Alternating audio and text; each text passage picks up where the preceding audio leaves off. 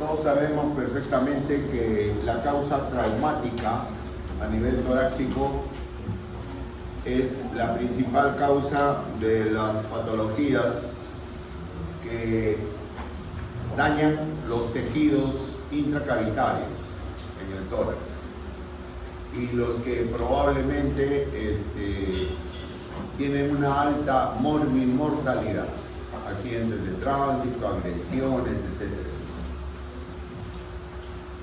Como por ejemplo en la imagen que ustedes ven ahí, ¿no? Donde hay múltiples fracturas en la osteología de la franja torácica. Esto se llama tórax inestable. Esto hace muchas veces que se pierda el equilibrio que existe normalmente dentro de la cavidad torácica, y ese equilibrio lo da la presión negativa intrapleural. Entonces, el drenaje pleural es un procedimiento, como ven, que consiste en la introducción de un tubo, un drenaje tubular, en el espacio pleural, la cavidad pleural, atravesando la caja torácica.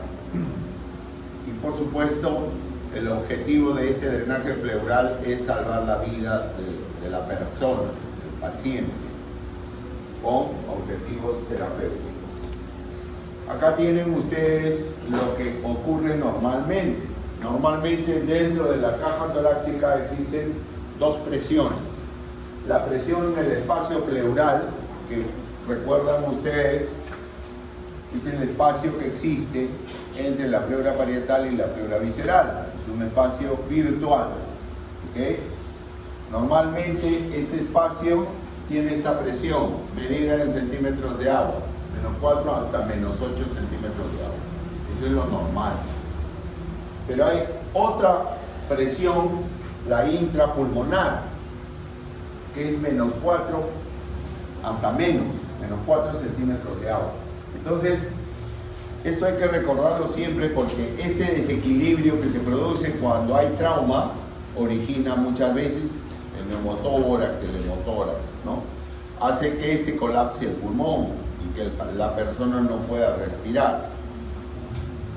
También dentro del espacio pleural hay un líquido, el líquido pleural, ¿no? Que lubrica la superficie de ambos pulmones y que permite, por supuesto, el deslizamiento durante los movimientos respiratorios, la inspiración y la expiración. Acá tienen lo que les mencionaba. Fíjense, la presión intrapulmonar es de -4 y la presión en el espacio pleural es de -8. Eso es normal. Lo que sucede en el neumotórax, se pierde este equilibrio. ¿Por qué? Porque el neumotórax implica que ingrese aire al espacio virtual, al espacio pleural. Por lo tanto, ese aire diseca las dos pleuras, tanto la parietal como la visceral, incrementando su presión. Si hemos dicho que ahí hay -8, entonces empieza a incrementarse, -1, y se hace positivo. ¿Ok?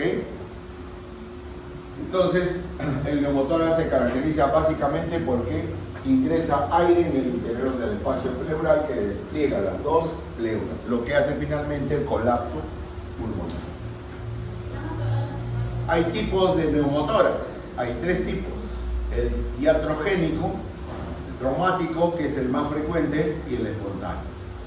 El iatrogénico muchas veces es producido por el mismo médico, por el mismo especialista, cuando realiza una punción torácica, un drenaje, ¿no? O sea, una toracocentesis, o también cuando realiza la instalación de un catéter venoso central. Muchas veces ingresa a la cúpula pleural y se produce el neumotórax. Eso se produce con cierta frecuencia. Luego tenemos el traumático, que es el más frecuente, que generalmente es producido por la fractura de múltiples costillas, ¿no? Y en casos extremos, ya las lesiones viscerales intratorácicas. Y finalmente, el más raro el menos frecuente es el espontáneo, que es dado precisamente por la presencia de globos. Yo le llamo globos, pero en realidad el nombre técnico científico son bulas. Y estas bulas son congénitas. Uno no sabe, muchas veces, yo he visto casos de chicos, adolescentes, ¿sabes?, que vienen con su neumotórax. Qué raro, ¿te has golpeado? No. ¿Te han hincado? No, tampoco. Le sacan la placa y hay un neumotórax. ¿Qué pasó? Ha habido una bula, que nunca se dio cuenta. O sea, un espacio de aire que se ha roto y que ha producido el neumotórax. Ese es el primario, pero también puede haber neumotórax espontáneo secundario, obviamente. Cuando hay una tuberculosis cavernaria y se abre pues al espacio pleural, ¿no? Cuando hay patologías de fondo. Pero como acabamos de mencionar, es el traumático el más frecuente y el que constituye una emergencia, ¿no es cierto? Y esa emergencia pues puede ser producida, como ven ustedes acá, con la propia ventilación mecánica. Uno intuba al paciente y se incrementa la presión y produce la ruptura del tejido pulmonar con el consecuente neumotórax. En pacientes clínicamente inestables, también, cuando hay neumotórax que altera pues las funciones vitales de los pacientes, entonces se impone el drenaje torácico. O, este es un tema muy importante, el neumotórax a tensión, que implica el colapso total del pulmón. Hay neumotórax leve, pequeños, hay neumotórax moderado, pero cuando el colapso es total del pulmón se llama neumotórax a tensión, lo cual tiene una clínica especial y obviamente la emergencia en este caso es pues inminente, ¿no? También el neumotórax recurrente amerita que le coloquen su dren torácico. O cuando se combina con sangre, el hemoneumotórax, cuando hay lesión de vasos o también de vísceras importantes. Contraindicaciones para el drenaje pleural. En realidad no debe haber ninguna, pero hay casos en los cuales el paciente tiene problemas de fondo, enfermedades como la tuberculosis, que es muy frecuente en nuestro país, y que hace que el pulmón se adhiera a la pleura parietal y por ende a la pared torácica. Entonces cuando ocurre esto, entonces es una contraindicación importante porque es difícil entrar al espacio pleural. Y si ustedes ingresan, entonces laceran el pulmón, con la consecuente hemorragia. O sea, se hace un hemotórax. ¿Ok? Relativas cuando hay alteraciones de la coagulación, coagulopatías, también cuando hay adherencias parciales, cuando hay un empiema tabicado también, pero se puede drenar con una antiecográfica, y cuando hay infecciones cutáneas en el tórax. Pero obviamente son relativas porque antes de realizar el drenaje torácico hay que tratar el problema de fondo. Aquí tienen imágenes de neumotórax, como ven. En la parte posterior se puede apreciar el pulmón totalmente colapsado. Este es un neumotórax a tensión, otro neumotórax moderado. Placas radiológicas, fíjense, del neumotórax, donde las flechas están indicando todo lo que es aire. Fíjense que el aire se ve radiolúcido totalmente y el colapso del pulmón se encuentra como un muñón. Otro neumotórax, este neumotórax colapsa totalmente el pulmón. Solamente esto es tejido pulmonar, nada más, el resto es aire. Esto es atención. Hay que saber diferenciar. Este señor Latorre, que es un médico especialista en cirugía torácica, clasificó al neumotórax en 3 grados. el grado 1, el grado 2 y el grado 3. Teniendo como referencia la línea medio clavicular. Entonces, define que cuando el borde del pulmón se encuentra por fuera de la línea medio clavicular en el neumotórax, es grado 1. Cuando está a la altura de la línea medio clavicular, es grado 2. Y cuando está por dentro de la línea medio clavicular, es grado 3. De un grado más severo. También se puede calcular en porcentaje. De tal manera que un pulmón totalmente colapsado es un 100% de neumotórax, ¿no? Pero cuando muchas veces el borde pulmonar está a 1 centímetro, miren, de la pared del tórax, entonces el neumotórax es aproximadamente del 25%. Si el borde del pulmón está a más de 1 centímetro, 2 centímetros, podemos considerar que el neumotórax se calcula en un 50%, o sea, la mitad prácticamente. Eso para definir los grados de neumotórax y el porcentaje de lesión que pueda tener. Acá, como ven, se puede porcentualizar el neumotórax. Acá fíjense, si tomamos la línea medio clavicular, obviamente este es un neumotórax severo, grado 3. ¿Okay? Y el borde del pulmón está muy lejos de la pared torácica, por lo tanto es casi 100%. Entonces es un neumotórax, atención. Igual, imágenes de neumotórax, atención.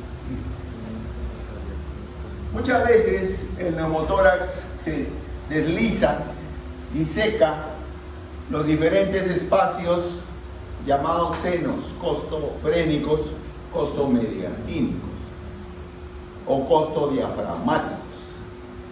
Y cuando realiza esto, se ve este signo radiológico que es el surco profundo, que como ven ustedes, el neumotórax está en el seno costodiafragmático izquierdo, en el lado izquierdo. Acá se ve, el pulmón llega hasta acá y esto es aire. Ese es el signo del surco profundo.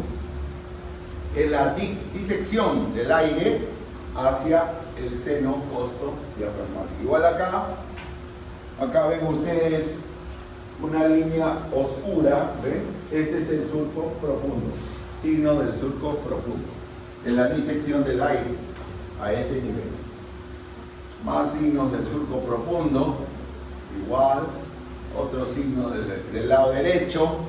Acá ven dos límites de signo del surco profundo.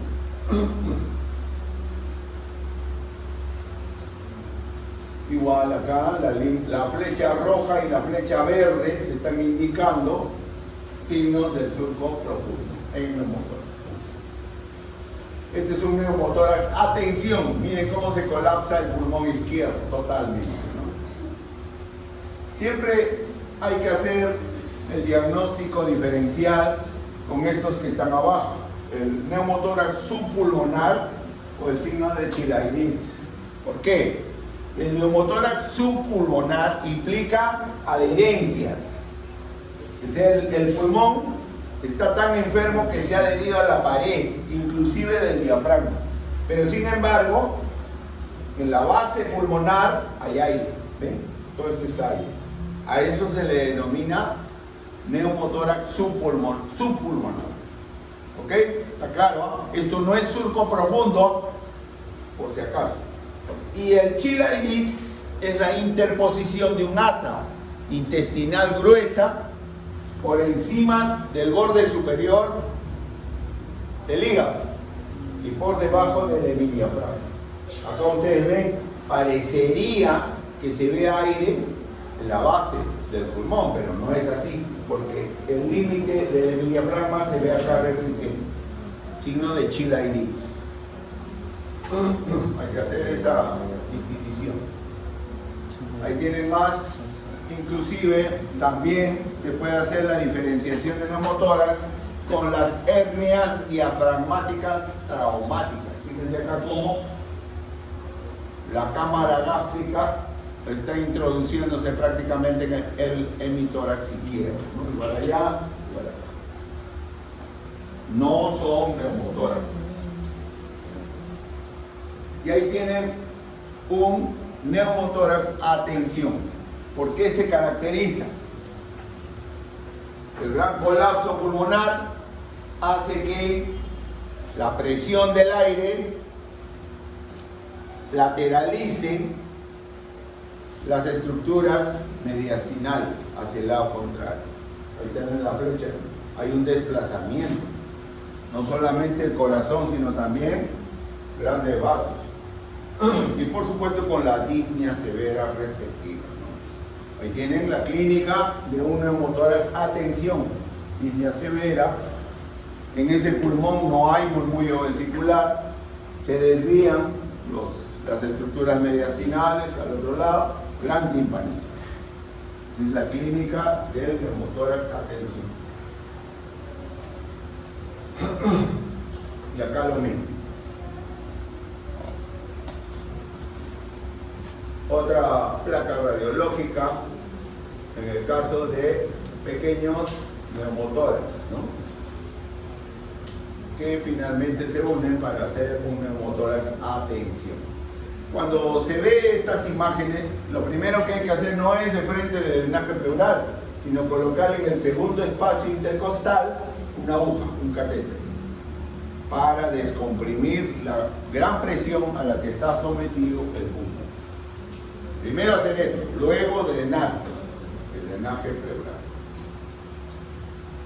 ¿Ven? Entonces, las causas más importantes del neumotórax son el desgarro pulmonar, la ruptura de una bula, como ya hemos mencionado, las múltiples fracturas costales, el traumatismo penetrante por arma blanca, o cuando ha habido una compresión brusca del tórax, puede haber ruptura de las estructuras mediastinales o el iatrogénico, ¿no? Muchas veces se ven estas imágenes. No solamente hay aire, sino también hay nivel. ¿Ven? Un nivel hidroaéreo, lo que implica que el neumotórax está combinado con hemotórax, hemoneumotórax. Y en este caso puede ser también un derrame pleural, salvo que sea traumático la patología, ¿no? Para eso el diagnóstico por imágenes nos ayuda muchísimo, ¿no? A ver sobre todo los espacios pleurales, el seno costofrénico, tanto posterior, lateral, y sobre todo hay que ver el nivel hidroaéreo, si llega hasta la cuarta costilla, para el cálculo del volumen. Hasta 1000 centímetros cúbicos hay una capacidad. La ecografía también puede ayudar, en este caso, a la detección del líquido libre en la cavidad torácica.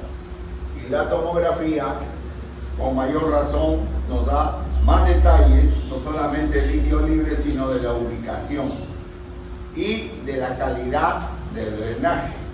Puede ser no solamente sangre, secreción cetrina, sino también puede ser pus, secreción purulenta. Ahí tienen hemoneumotórax. El hemotórax también tiene su respectiva clasificación. Cuando el hemotórax se encuentra por debajo del cuarto arco costal, anterior obviamente, y eso se mide en la placa, es un neumotórax de primer grado. Cuando el neumotórax está entre el cuarto y el segundo espacio, es un hemotórax de segundo grado. Y cuando el hemotórax se encuentra por encima del segundo, ya estamos frente pues a uno severo, un hemotórax severo. ¿Okay? Entonces, en el primer caso, en el grado 1, se recomienda el drenaje pleural. En el segundo caso, también drenaje pleural, pero hay que observar al paciente. Si ese volumen va incrementándose, sobre todo en el frasco de drenaje, entonces hay que proceder a la cirugía, o sea, la toracotomía. Y en el grado 3, que es el más severo, donde hay mayor volumen de pérdida, entonces ahí sí implica la lesión de un gran vaso, por lo tanto hay que abrir el tórax para cohibir o realizar la hemostasia, ¿no? Y evitar el sangrado mayor. Entonces ahí tienen ustedes, miren el nivel hidroaéreo que se ve acá, hemoneumotórax. Más imágenes de hemotórax. Una vista lateral también para ver hasta dónde llega el hemotórax. Y estos son derrames, estos no son hemotórax, sino el líquido libre en la cavidad torácica, en el hemitórax, pero que también obviamente amerita el drenaje pleural. Entonces, el tratamiento es colocar, como ya hemos dicho, un tren tubular en el espacio pleural.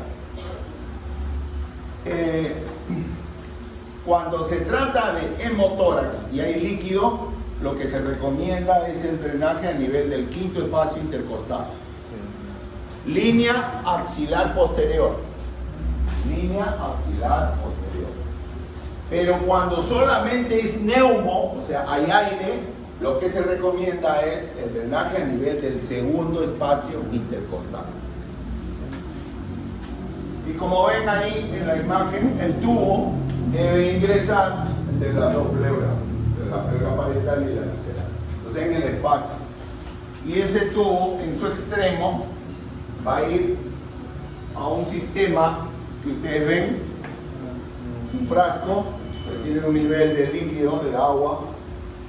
Por acá viene el drenaje y acá debe burbujear o debe salir la sangre, el pus, lo que tenga que salir, ¿ok? Dependiendo. Este frasco es un sistema antiguo que tiene otro tubo adicional donde sale la presión a la cual ingresa el aire o la secreción purulenta o la sangre, ¿no? Este sistema tiene como base lo que actualmente utilizamos. Actualmente ya se usa otro sistema, este de acá, ¿eh? Con un frasco mucho mayor, el Pleurevac. El Pleurevac se basa prácticamente en lo mismo, pero tiene tres cámaras.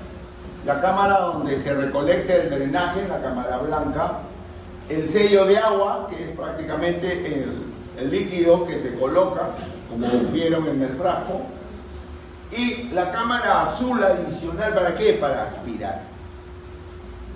Esa es la ventaja que tiene el Pleurevac, que no lo tiene el sistema antiguo. O sea, si yo quiero aspirar porque hay secreción grumosa que no sale por el drain, entonces puedo hacerlo por ahí. Ingreso líquido, que generalmente es solución salina, y aspiro. ¿Ok? Entonces, este sistema es nuevo, es descartable, porque se utiliza para un solo paciente, obviamente, ¿no? Y obviamente es mucho más ventajoso. Tienen, miren, las tres cámaras: cámara blanca, cámara roja y cámara azul. Y este es el antiguo, ¿ven?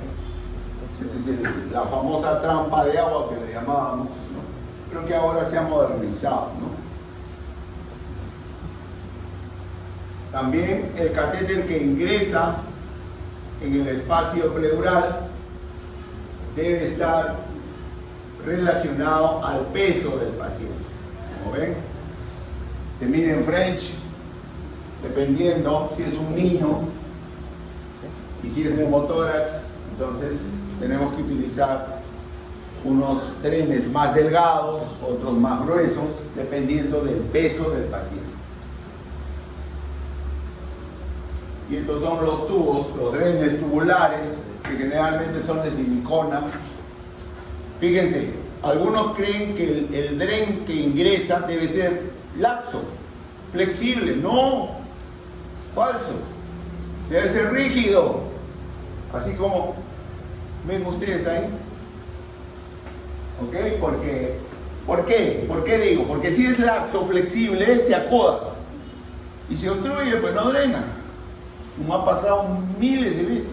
Eso lo hemos visto en los hospitales. En cambio, si es rígido, como ustedes ven ahí, entonces drena fluidamente, ¿no? Es preferible, es la recomendación. Y ahí tienen las referencias, como ya les dije, quinto espacio intercostal, línea axilar posterior.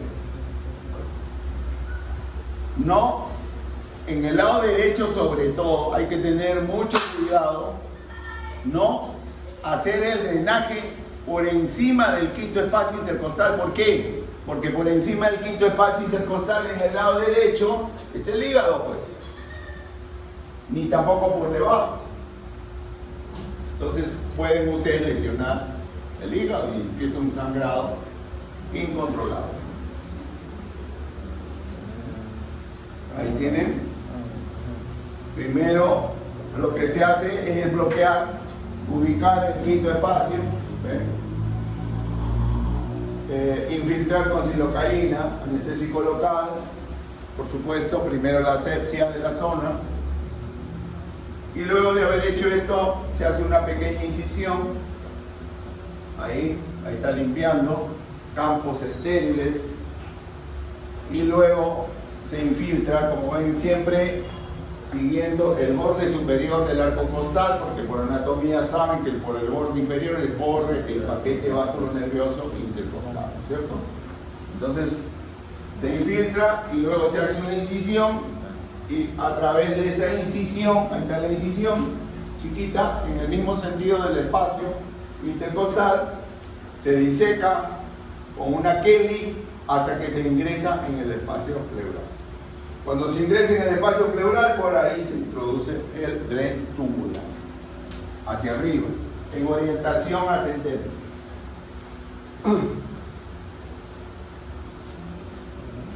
Ese es el dren que ingresa y se inserta el tubo.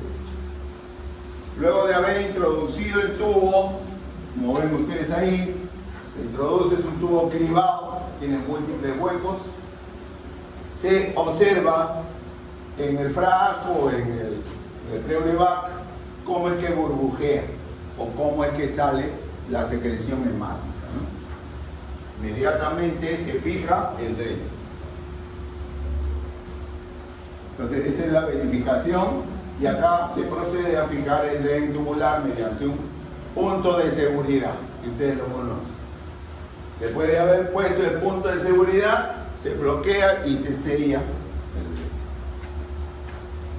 Y por ahí el paciente va con la respiración eliminando el aire o la secreción que tenga que eliminar.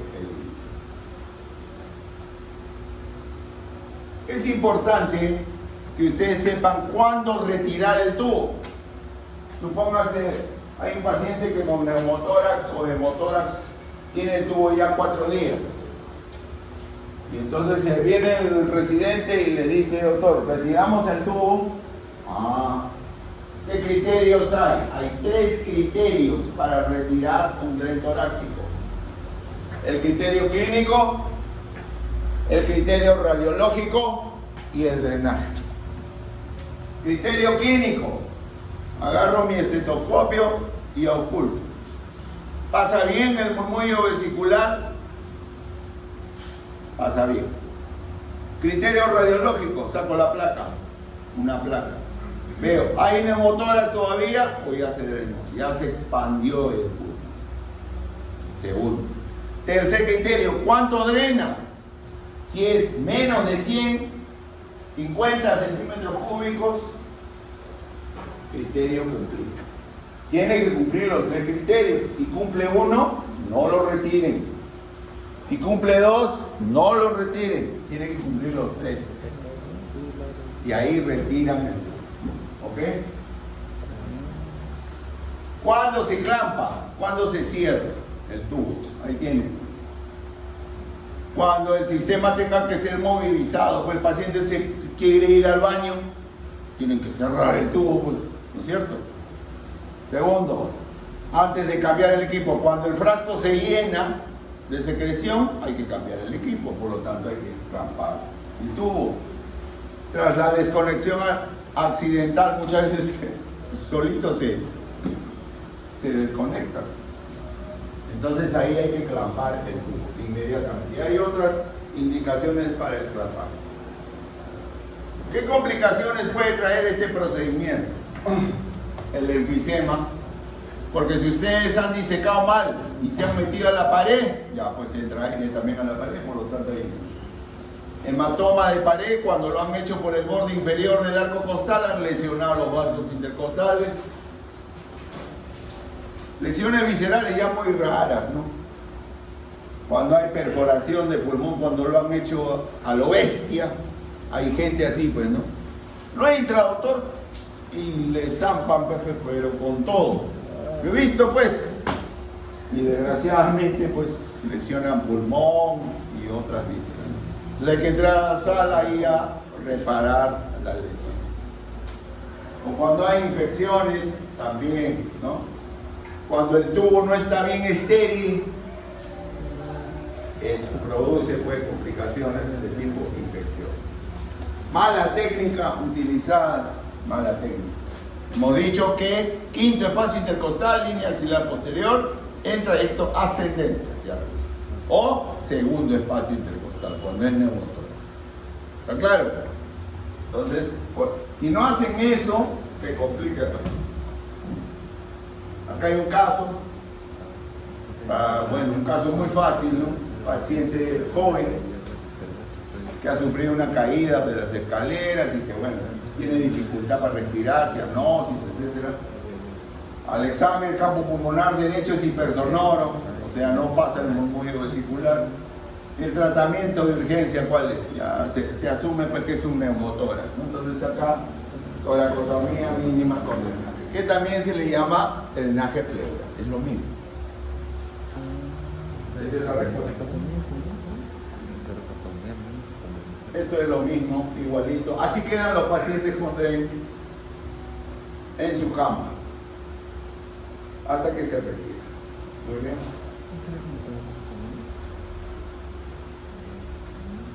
Este sería el primer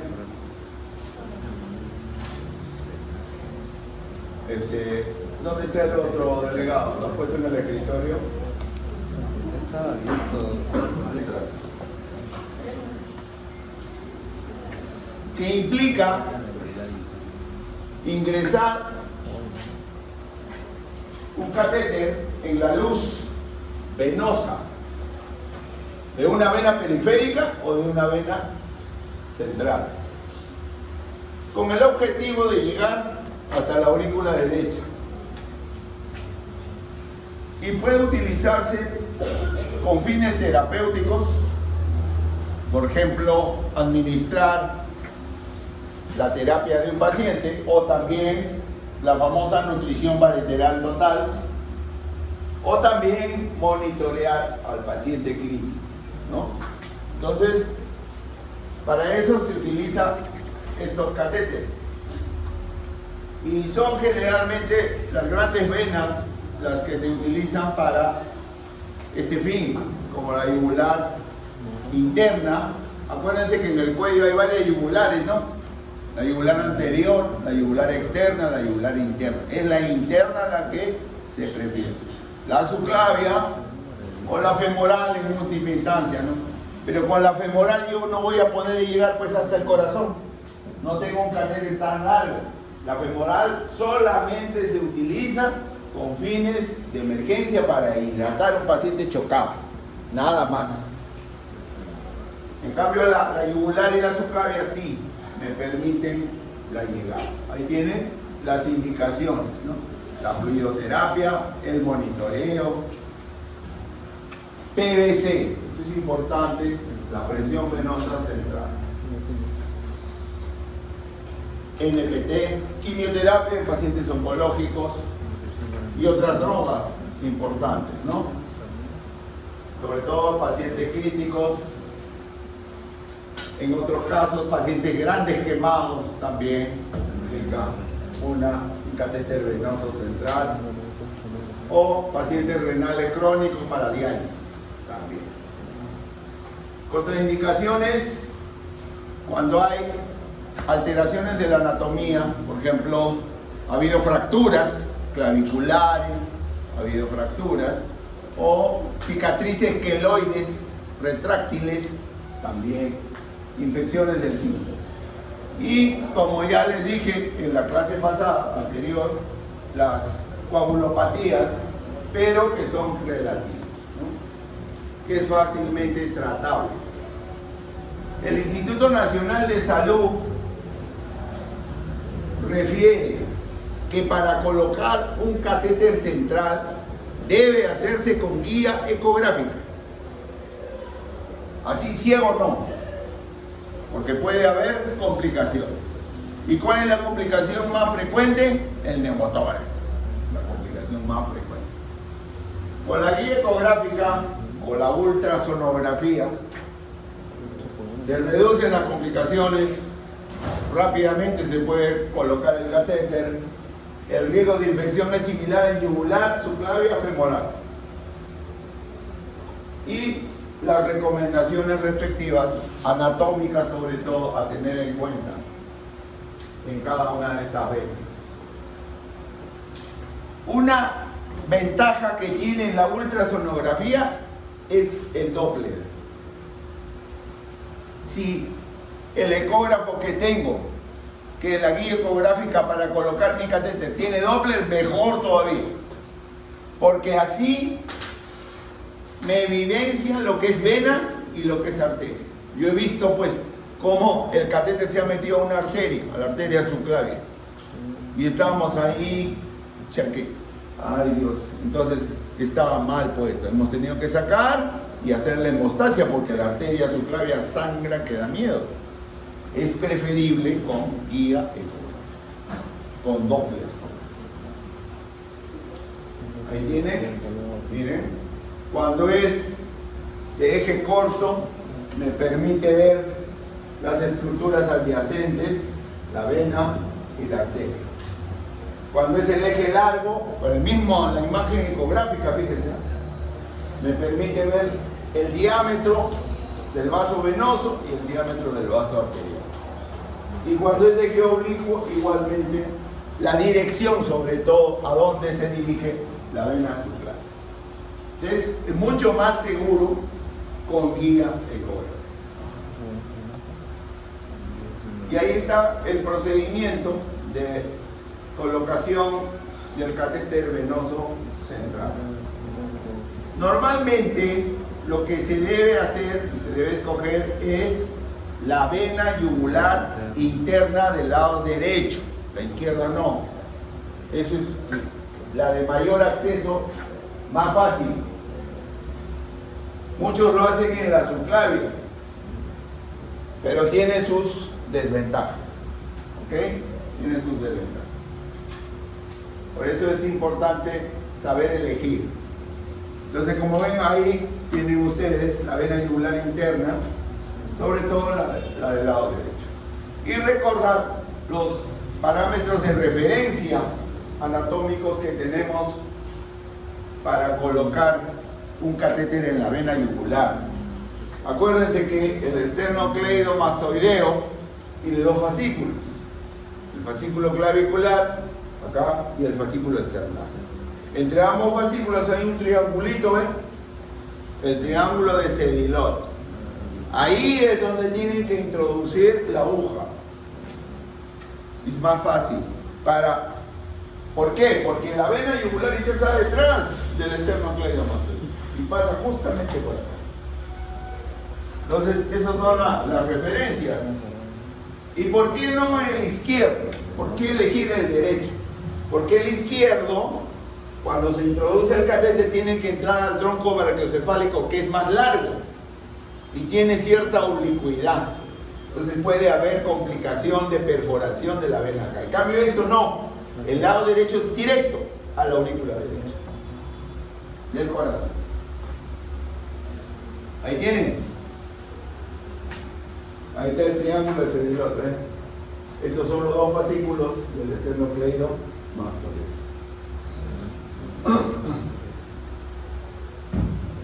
Entonces, hay los diferentes puntos donde deben ustedes ingresar con el equipo para poder abordar la vena. En el caso de la vena yugular interna, acá está, anterior, ¿ven? Triángulo de Sedilot. Para la subclavia, se asume que la referencia es la clavícula, la unión de los dos tercios externos con el tercio interno, ahí. Seguimos. Es el abordaje, ya con diagramas de la vena yugular. La técnica que se usa para este procedimiento es la técnica de Sellinger, que consiste pues en este equipo, ahí tienen, ¿ven? Tiene una guía por dentro que se introduce, ahora van a ver, y finalmente el catéter que va a llegar hasta la aurícula es este, totalmente estéril, hay que hacerlo con guantes estériles y campos estériles.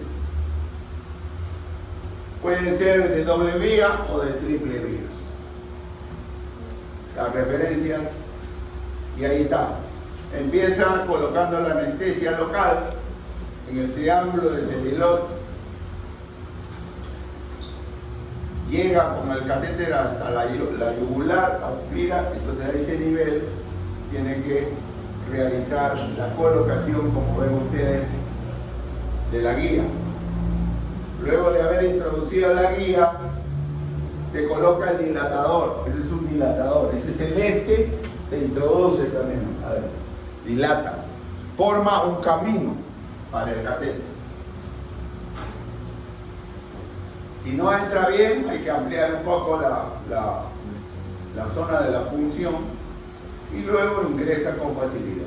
Se saca la guía, está sacando la guía, un mandril, y se introduce el catéter. Ahí está el catéter de punta azul. ¿Ven? Este es el que va a llegar hasta la aurícula derecha.